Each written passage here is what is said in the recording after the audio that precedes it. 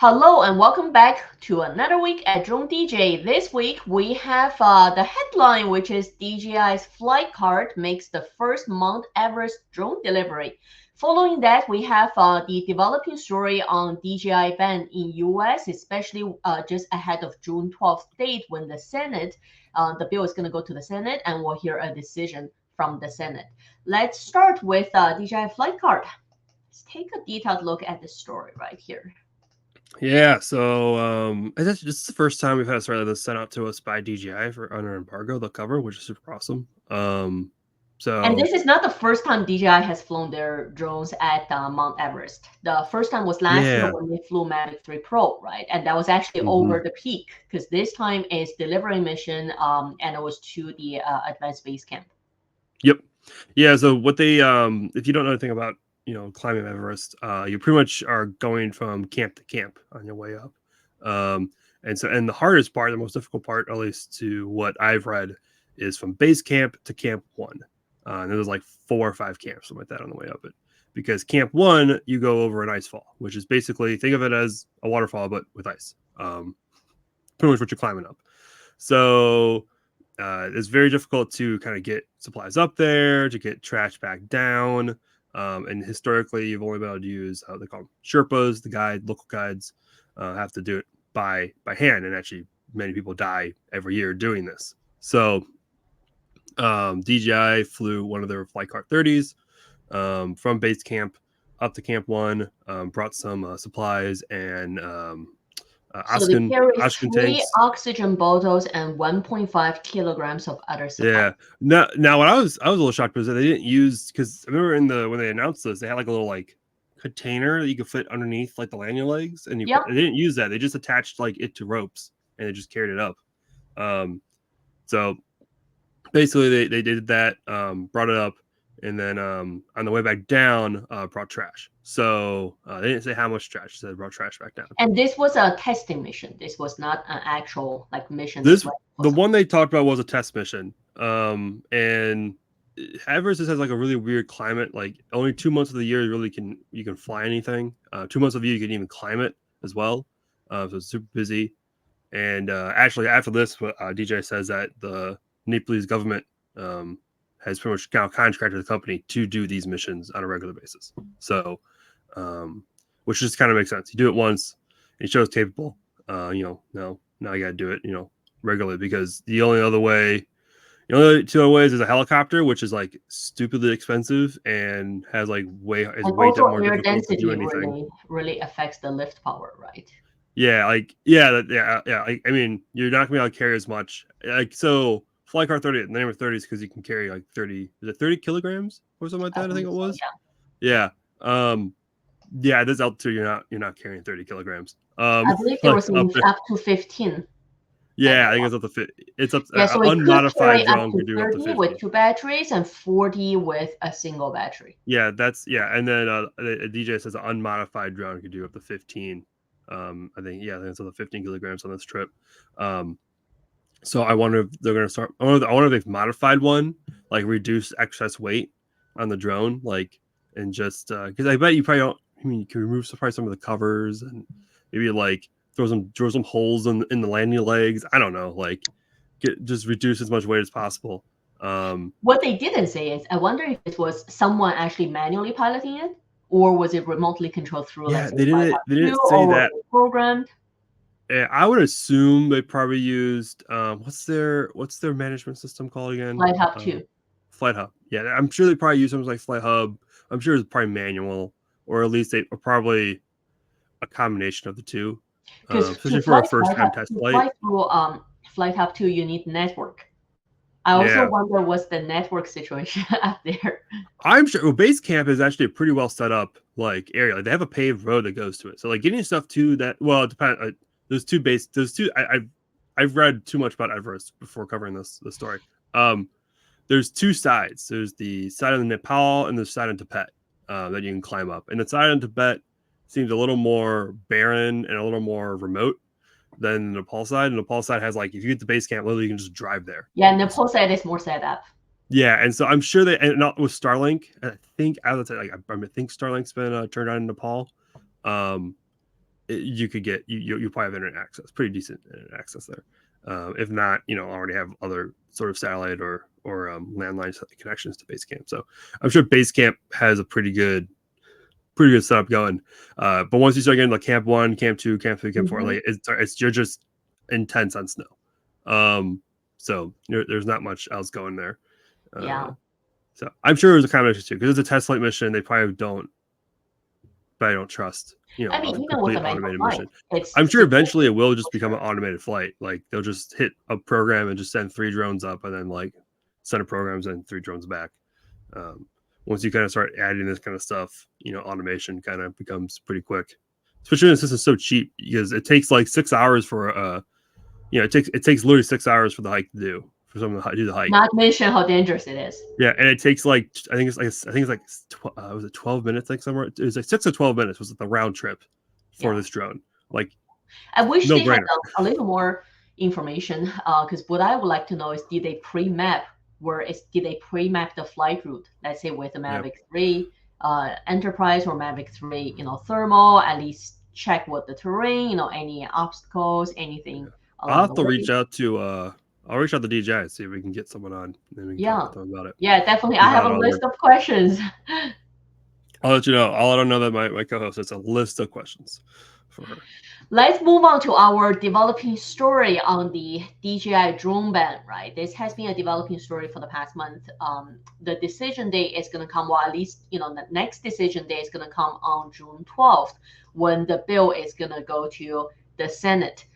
Just ahead of that, so DJI has posted officially on several platforms asking their users to take action ahead of June 12th. And they also disabled the flight record syncing for US drone pilots. So this time they're definitely taking actions, right? They're being proactive. Yeah, DJI seems really much trying to not let this happen. Although it's going to the Senate. If you don't, the bill process is always super confusing to me, even though I have watched the little, I can't remember, the kid show about how a bill becomes a law. I'm on Congress.gov, and I'm both HR 2864, which is the countering CCP Drone Act, and then HR 820, which is the FCC Transparency Act, which has something to do with DJI as well. I can't remember. I think it's banning some certain drones from using FCC. Both haven't passed the House yet. However, they could be being sent prematurely to the Senate for look over at their committee level, and with an anticipation of them being passed by the House. So this has been a high-profile case, right? It's to start with, from a user perspective, we definitely want to see DJI putting up a fight. We don't want to see them not doing anything. Oh, I mean, so the thing is, like, this is probably going to get passed by the House. Like, the House seems pretty set on doing anything anti-China at this point.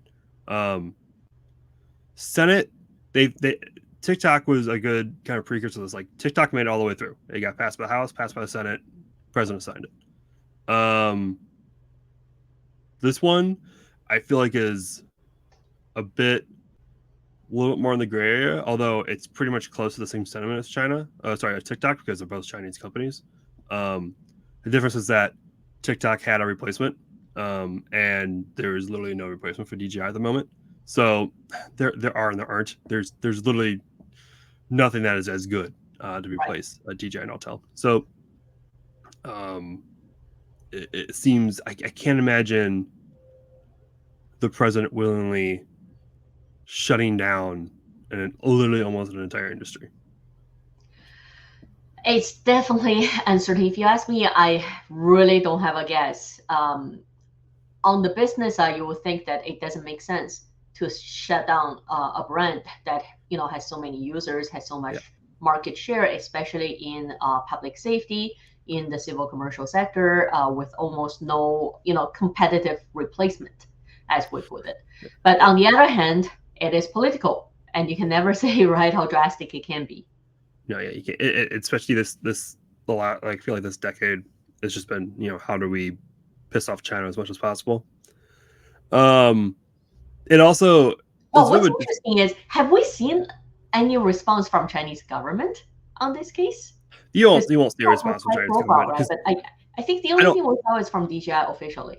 Yeah, I don't think we'll see anything from China, because they don't want as soon as they say something, then everyone here is like, oh, so it's everything they've said without proof is confirmed. But they confirm everything as soon as the CCP says something. So they won't do that. You'll only see stuff through DJI because it makes sense for DJI to say stuff. Well, we're only 5 days away. The clock is ticking. Yeah. I mean, we're 5 days away from going to the Senate. I think we're still a while away from it actually getting to the president. But and you can see DJI is making multiple efforts. One of them is disabling US drone pilots to sync their flight records to DJI servers. Yep. I use that quite a bit, and the reason being is I like being able to sync my flight records across different platforms.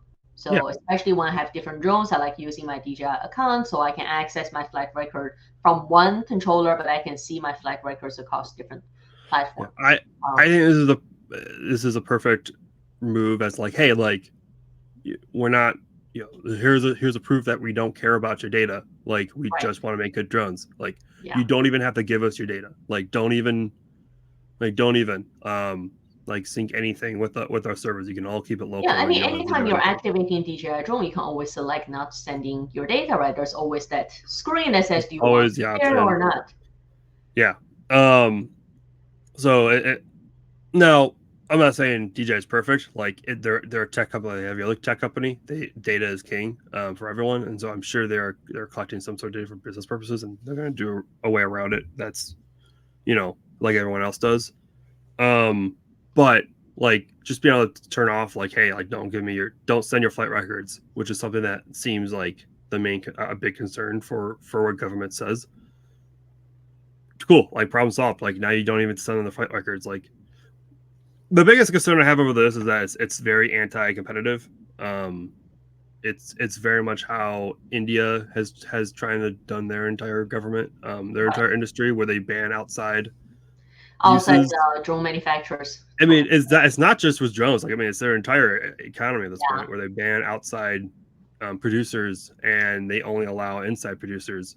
And it's, I mean, I guess it's a way of handling it, but it's not necessarily the most competitive. Well, on the other end is it a policy that's set since the beginning, right? Before, especially you regular users who committed to purchasing the equipment and build a business and build an entire industry based on that. Yeah. Then you come in to shut it down versus it, if at the beginning you don't even allow it to come in, you don't even allow the industry to develop. That's totally different story.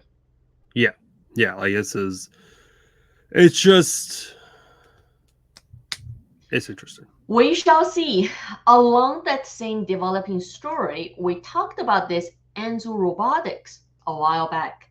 If you remember, this was the drone that looked exactly like a DJI Mavic 3 Enterprise. So when we covered the story, we were wondering what makes this different from actual DJI drone. So one of our writers, Ishvina, had dive in depth about the relationship between the two companies. So what they're saying is, first, the drone supply to Enzo is based on it's manufactured in Malaysia, not in China. And then there is a licensing agreement. The core partnership is a licensing agreement between Enzo Robotics and DJI, which gives them the right to use DJI's intellectual property, such as patents, trademarks, or technology, without the complexities of shared ownership or control. So saying that this is very, typical as Microsoft, for example, licenses, Windows operating system. Other examples includes Fitbit. So this is a common business practice. We will see. So based on this, it's saying Enzo is an entirely independent US-based entity, right? So in that sense, should there be a ban coming to DJI, would Enzo be a sheltering entity that can still provide you with the equipment? Yeah, it sounds like they're more concerned about Chinese-made drones. So this is built in Malaysia, which is not China. And it's not DJI. And it's technically not DJI. It's just licensed from DJI. Yeah. I think the only difference is that will the FCC see it differently? That's, I think, the biggest question. It's like, is there something on their drone that actually differentiates it from the other ones, which possibly it does. If they're running their own, flight software, I'm sure it acts differently. So, Right. but we'll see. It'd be interesting. Yep. To see if this gets Definitely caught an up. interesting case as well. Yeah, here's one thing that we'll have to we'll have to see. It's not going to be a straightforward ban where they vote, it gets signed, instantly everything is banned. DJI will probably be suing the U.S. government. Like, there's no way I do not see them not doing that, or I don't see a class action lawsuit against people. Like, there's definitely going to be a lawsuit over this. It usually always happens. The TikTok is attempting to do a lawsuit as well, to my knowledge. That will most likely push the ban back to after that court case being handled. Well, I would be interested in seeing what is the lawsuit based on. What are they It suing? most likely is going to be like, hey, you are targeting us with no proof. Like, where is the proof? Right. Like, just show us the proof. And then that is going to be the court case. My opinion is. So it's like TikTok TikTok is based off First Amendment. It is a little bit more solid, where it's like you are blocking our right to do something, like and targeting a specific company for speech. I don't know what protection DJI has, but like it is literally like I'm sure they're going to sue. What about DJI users? Can they sue to say we have the right to use to choose? That is a great option. I don't know. First off, I'm not a lawyer, so I have no idea. So we're just speculating. Full disclosure, we're just speculating here. I don't think that's not possible. Like, I mean, that's the double like negative. You said, I don't totally think it is possible. Right? Like, if they can't come up with solid evidence to prove this, then can users come to sue to say, well, you're disrupting my business. I'm losing business. I'm sure there are businesses who said, my clients are not willing to purchase the equipment now because they're sitting on the fence waiting to see what happens. You're actually slowing down their business growth, right? Maybe not like sue where they'll overturn it, but sue like, okay, fine, buy back all of the drones that I bought. Here's all the drones that I purchased for my retail. Like I don't like UVT. I'm not gonna put words in the mouth, but there's an example I'm using. They help purchase, and I'm sure they have stock of a lot of enterprise version of DJI products because they resell those to. Well, that's also when we were speculating, would there be a grandfather clause, or can people fight at least on grandfathering to say, if you don't allow newer drones to be sold, what about the ones we already bought and already built a business on it? You can't just stop me from using it. Everything I've seen sounds like it's just like anything just stops being usable. But like I can say, like, okay, fine, like government has to buy back all these drones because they banned them outright, and now what happens if someone let's say what happens if someone has an ongoing contract?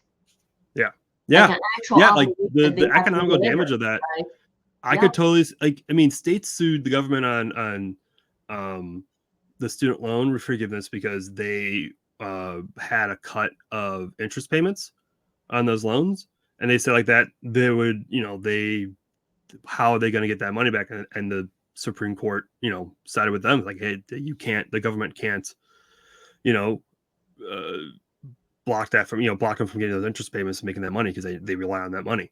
I could, someone would have to I have not seen any lawsuit or any group organizing such thing, but like, can the government literally cripple a business like this? Like, they're literally there are going to be businesses absolutely crippled by this because they either have stock of drones they've purchased, they are relying on reselling, they have contracts because of drones they have that now they can't complete those contracts because they don't have a suitable drone to complete that contract, or like they are they do commercials, they do video work, and there's literally not a drone that could replace them. So be interesting to see if anything like a lawsuit comes out of this, either from users or from DJI.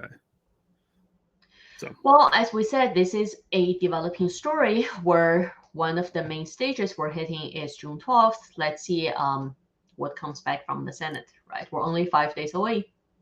Yeah. Okay, well, if you have any input, please share them with us in the comment down below, and we will bring you updates coming back next week. Have a good one.